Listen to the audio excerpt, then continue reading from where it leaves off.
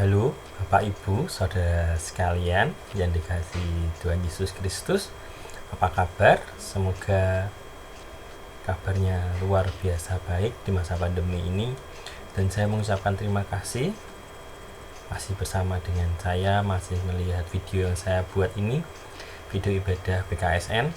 Terima kasih pula atas atensinya, like, subscribe, dan sudah ditonton maupun sudah dibagikan kepada saudara kita sama orang Katolik.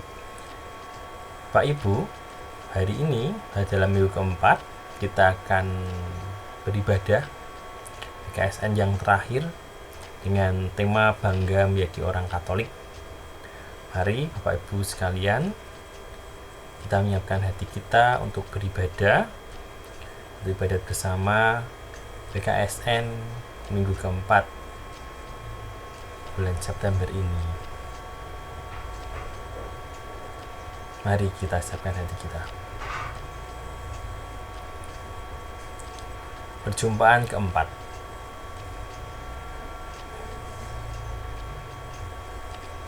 Bangga menjadi orang Katolik. Diambil dari Kisah Para Rasul bab 2 ayat 37 sampai 47. Tujuan: peserta mengetahui adanya krisis dalam hidup beriman. Peserta menyadari ada persekutuan orang-orang beriman. Peserta merasakan bahwa dengan hidup bersama dalam persekutuan orang beriman, imannya semakin teguh dan berbuah. Maka kita sebagai orang Katolik, jika kita betul-betul menghayati kekatolikan kita akan tahu krisis apa yang sedang kita rasakan atau yang sedang kita alami, atau sama-sama kita yang Katolik kita akan mengetahui itu, dan kita menyadari dari krisis itu kita memiliki sebuah gereja atau persekutuan. Kita diajak untuk datang hadir bersama dalam persekutuan itu, dan dalam hidup bersama dengan persekutuan orang beriman itu kita diharapkan bisa semakin diteguhkan imannya dari krisis tentang iman. Saat kita bertemu berkumpul bersama dengan saudara seiman, kita semakin diteguhkan dan akhirnya kita berbuah.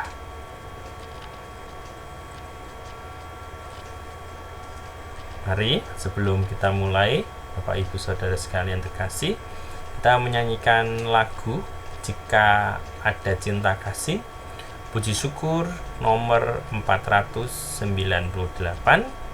Kita nyanyikan ayat 1 dan 2, bait 1 dan bait 2.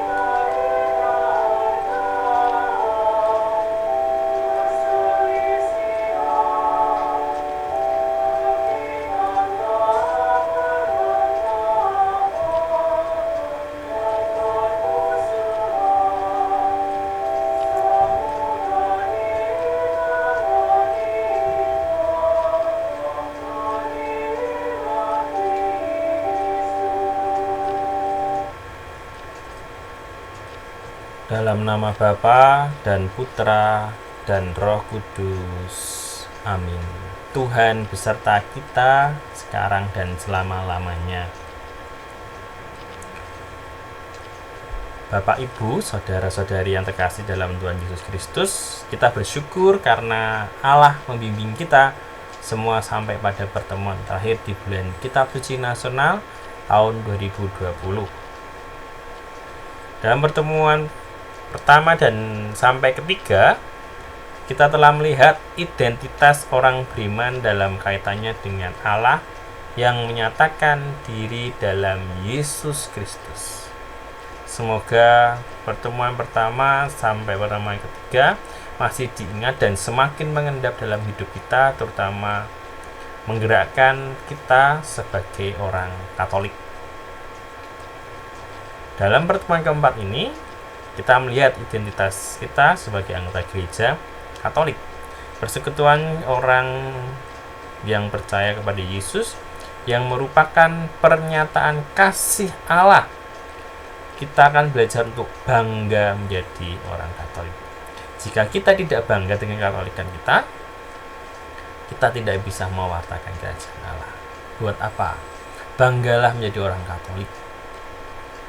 Maka saat kita melakukan perbuatan baik, perbuatan seturut dengan teladan Yesus Kristus, kita akan bangga menjadi orang Katolik.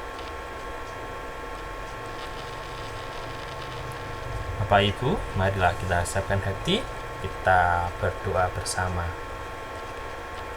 Allah Bapa yang Maha Kasih, kami bersyukur atas anugerah cinta kasih-Mu yang boleh kami rasakan dalam kehidupan bersama dengan saudara-saudara dalam iman. Kami mohon utuslah Roh Kudus-Mu untuk membimbing kami untuk memahami sabda-Mu dalam kitab suci.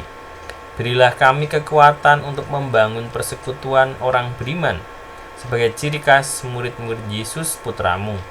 Dialah Tuhan dan pengantara kami dalam persekutuan dengan Roh Kudus, Allah yang meraja, kini dan sepanjang masa. Amin.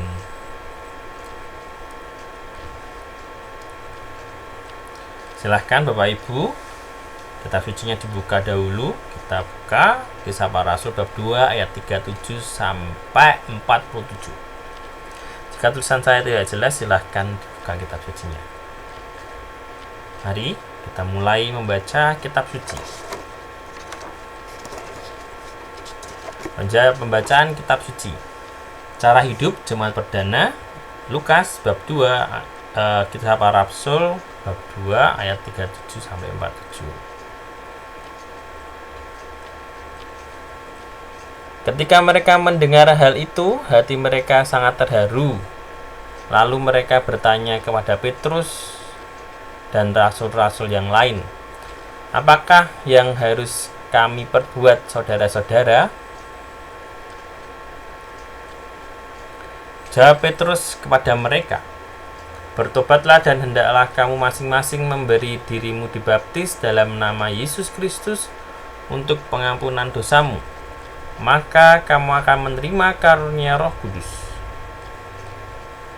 Sebab bagi kamulah janji itu, dan bagi anak-anakmu, dan bagi orang yang masih jauh, yaitu sebanyak yang akan dipanggil oleh Tuhan Allah kita." Dan dengan banyak perkataan lain lagi, ia memberi suatu kesaksian yang sungguh-sungguh, dan ia mengecam dan menasihati mereka, katanya, "Berilah dirimu diselamatkan dari angkatan yang jahat ini." Orang-orang yang menerima perkataannya itu memberi diri dibaptis, dan pada hari itu jumlah mereka bertambah kira-kira 3.000 jiwa. Mereka bertekun dalam pengajaran rasul-rasul dan dalam persekutuan, dan mereka selalu berkumpul untuk memecahkan roti dan berdoa. Maka ketakutanlah mereka semua, sedang rasul-rasul itu mengadakan banyak mujizat dan tanda. Dan semua orang yang telah menjadi percaya tetap bersatu, dan segala kepunyaan mereka adalah kepunyaan bersama. Dan selalu ada dari mereka yang menjual harta miliknya lalu membagi-bagikannya kepada semua orang sesuai dengan keperluan masing-masing. Dengan bertekun dan dengan sehati mereka berkumpul tiap-tiap hari dalam bait Allah. Mereka memecahkan roti di rumah masing-masing secara bergilir dan makan bersama-sama dengan gembira dan dengan tulus hati, sambil memuji Allah. Dan mereka disukai semua orang. Dan tiap-tiap hari Tuhan menambah jumlah mereka dengan orang yang diselamatkan. Demikianlah sabda Tuhan. Syukur kepada Allah. Mari Bapak Ibu kita lanjutkan dengan pendalaman. Pertanyaan pertama. Apa jawaban Petrus ketika orang banyak bertanya, apakah yang harus kami perbuat, saudara-saudara? Ayat 38-39. Pertanyaan yang kedua, bagaimana cara hidup jemaat yang pertama? Ayat 42. Yang ketiga, dengan cara hidupnya yang khas, jemaat Kristiani perdana Yerusalem disukai semua orang. Apa yang dilakukan Allah terhadap mereka? Ayat 47.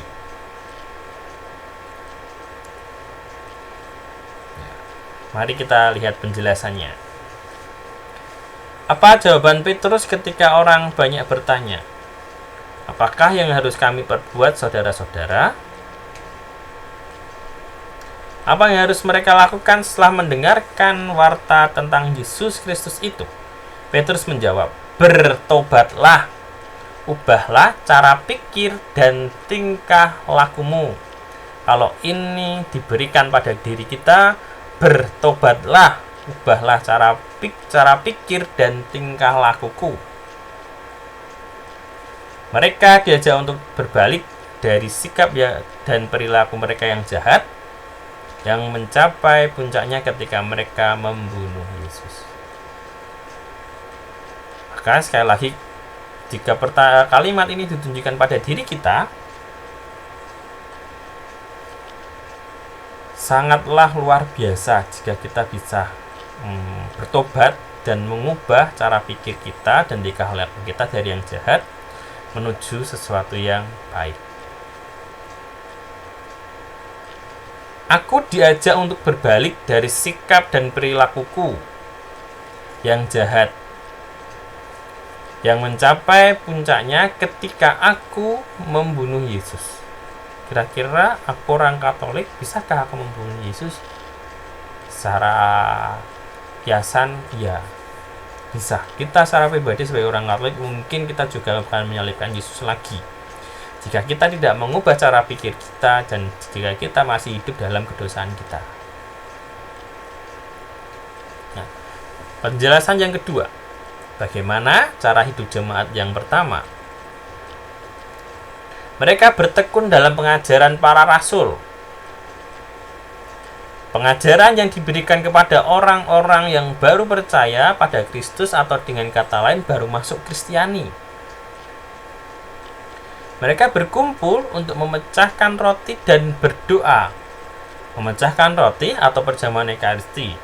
Sedangkan doa yang dimaksudkan adalah doa atau sembahyang bersama yang dipimpin oleh para rasul. Kalau sekarang oleh para imam, para romo, para pastor. Persekutuan diwujudkan lebih nyata dalam hal harta milik. Segala kepunyaan mereka adalah kepunyaan bersama. Kita sudah berkolekte, kita sudah berbagi rezeki, dan kita berikan untuk gereja, untuk kepentingan bersama. Maka menjadi orang Katolik harus mau berkumpul. Jika berkumpul harus mau berbagi. Jangan menjadi orang Katolik yang pelit, tapi berbagilah. Karena apa yang diajarkan Yesus sekali lagi adalah kasih, memberi secara cuma-cuma. Yang ketiga, penjelasan yang ketiga, dengan cara hidupnya yang khas, jemaat Kristiani perdana Yerusalem disukai semua orang. Apa yang dilakukan Allah terhadap mereka?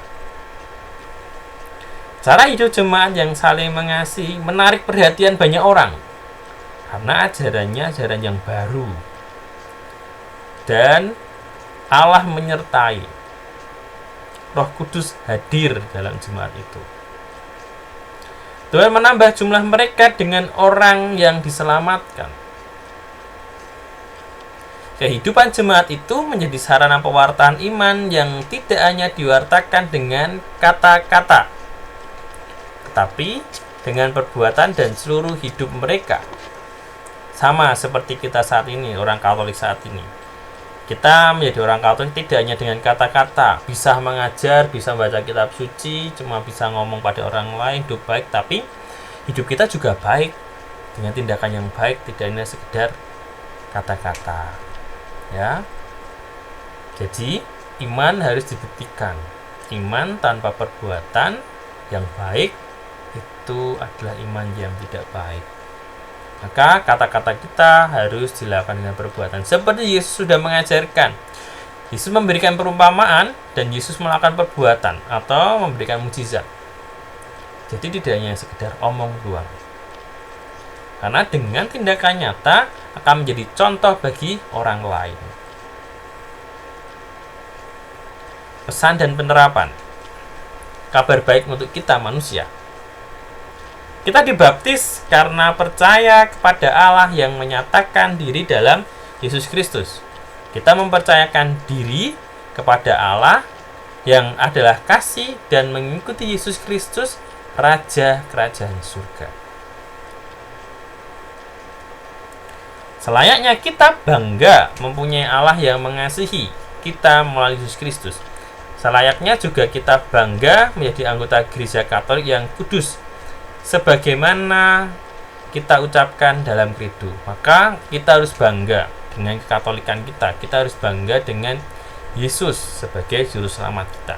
Mewartakan Yesus dengan apa? Ya, dengan perbuatan yang baik, minimal membuat tanda salib dimanapun kita berada saat makan atau saat berdoa. Identitas kita. Identitas kita inilah yang menggerakkan kita untuk menjalani kehidupan sebagai pengikut Yesus seturut cara hidup jemaat perdana. Yesus sudah memberikan contohnya, tinggal kita mengikuti Yesus itu. Maka jangan bingung. Bagaimana mengetahui apa yang sudah dilakukan Yesus? Membaca kitab suci. Cara hidup kita. Bertekun dalam pengajaran para rasul yang sekarang telah tertulis dalam kitab suci yang kita baca dan renungkan. Hidup dalam persekutuan, yakni tidak sekedar berkumpul tetapi saling mengasihi. Memecahkan roti dan berdoa, yakni untuk mengenangkan karya penyelamatan yang dilakukan oleh Tuhan Yesus yang sekarang dirayakan dalam perayaan Ekaristi.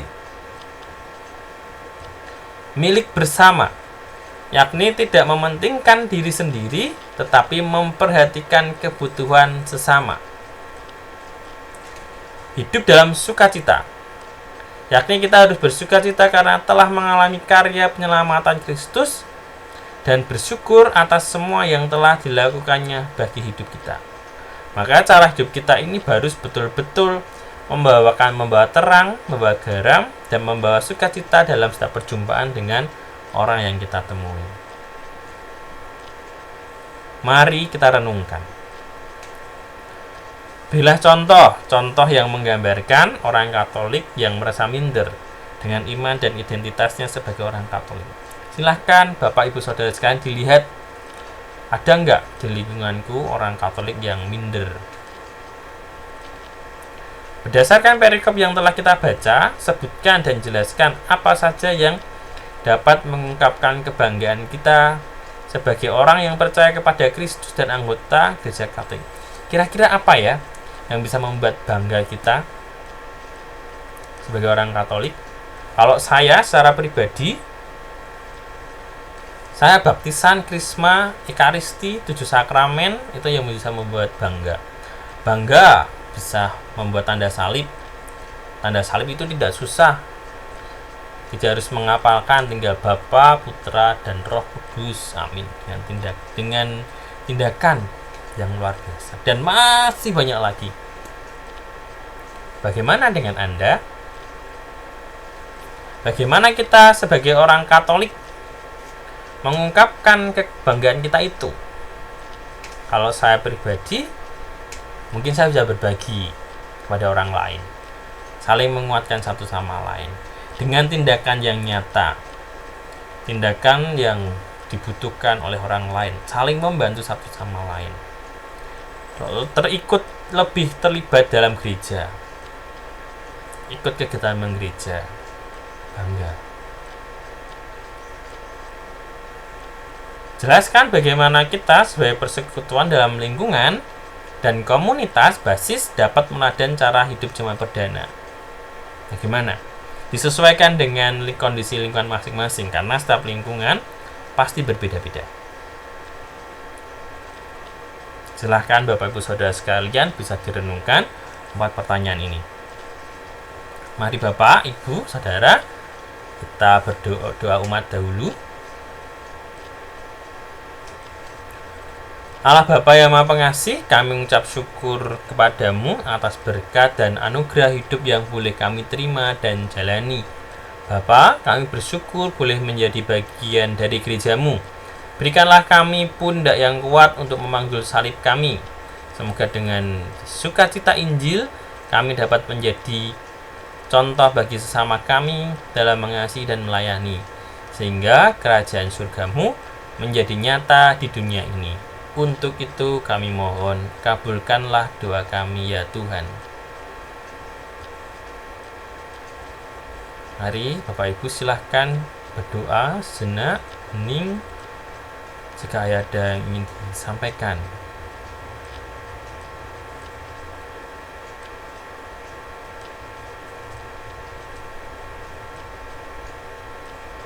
Mari Bapak Ibu Saudara sekalian, kita satukan doa dan harapan kita dengan doa yang diajarkan oleh Tuhan Yesus sendiri.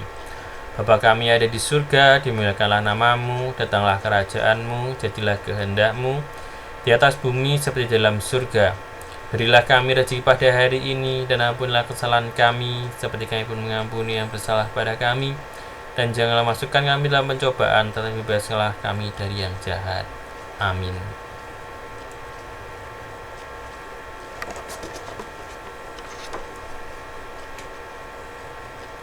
Marilah berdoa. Allah Bapa yang Maha Pengasih, kami bersyukur atas sabda-Mu yang telah kami dengarkan dalam pertemuan ini. Kami mohon, bantulah kami dengan Roh Kudus-Mu agar kami dapat meneladani cara hidup jemaat perdana dalam membangun persekutuan persaudaraan kami sebagai orang Katolik, sehingga kami semakin kuat dan tetap setia dalam iman demi Kristus Tuhan dan pengantara kami. Amin. Bapak Ibu Saudara sekalian, saya mengucapkan terima kasih atas perjumpaan yang keempat ini, perjumpaan terakhir di bulan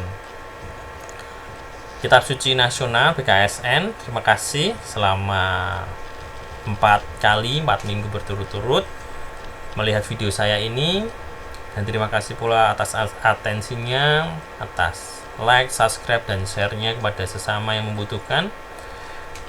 Pesan saya, tetaplah menjadi orang yang baik, menjadi orang Katolik yang baik, orang Katolik yang dapat dibanggakan, sehingga kita bangga dengan kekatolikan kita. Maka pahamilah kekatolikan Anda, perdalamlah kekatolikan Anda, agar kita betul-betul bisa bangga, bisa menyampaikan ajaran Yesus dengan baik. Karena apa? Kita sudah dibaptis, dan kita memiliki tugas sebagai orang Katolik untuk mewartakan kerajaan Allah.